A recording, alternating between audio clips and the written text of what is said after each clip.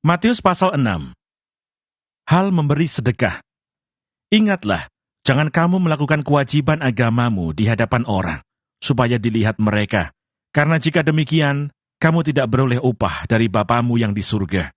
Jadi apabila engkau memberi sedekah, janganlah engkau mencanangkan hal itu, seperti yang dilakukan orang munafik di rumah-rumah ibadat dan di lorong-lorong, supaya mereka dipuji orang.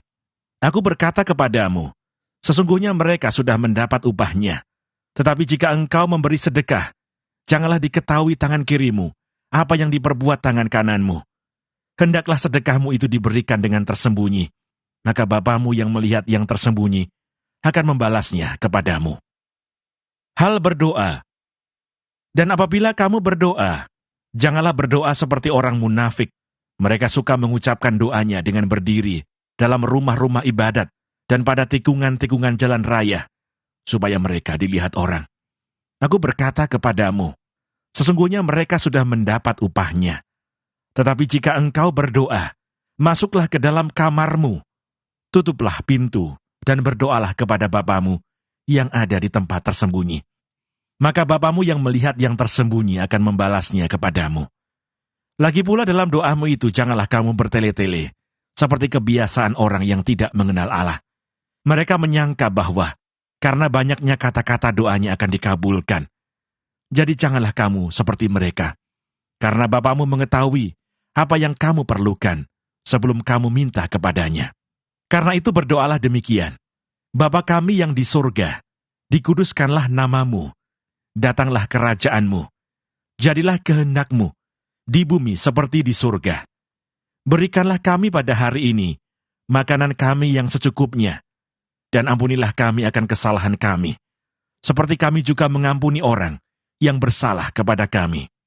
Dan janganlah membawa kami ke dalam pencobaan, tetapi lepaskanlah kami daripada yang jahat, karena Engkaulah yang empunya kerajaan dan kuasa dan kemuliaan sampai selama-lamanya.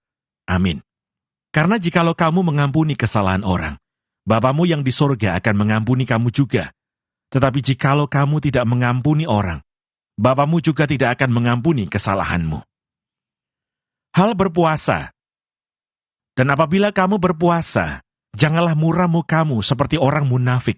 Mereka mengubah air mukanya, supaya orang melihat bahwa mereka sedang berpuasa. Aku berkata kepadamu, sesungguhnya mereka sudah mendapat upahnya. Tetapi apabila engkau berpuasa, minyakilah kepalamu dan cucilah mukamu, supaya jangan dilihat oleh orang bahwa engkau sedang berpuasa, melainkan hanya oleh Bapamu yang ada di tempat tersembunyi.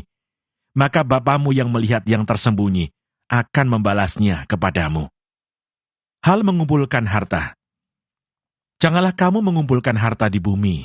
Di bumi ngengat dan karat merusakkannya, dan pencuri membongkar serta mencurinya. Tetapi kumpulkanlah bagimu harta di surga. Di surga, ngengat dan karat tidak merusakkannya, dan pencuri tidak membongkar serta mencurinya. Karena di mana hartamu berada, di situ juga hatimu berada. Mata adalah pelita tubuh. Jika matamu baik, teranglah seluruh tubuhmu. Jika matamu jahat, gelaplah seluruh tubuhmu. Jadi jika terang yang ada padamu gelap, betapa gelapnya kegelapan itu.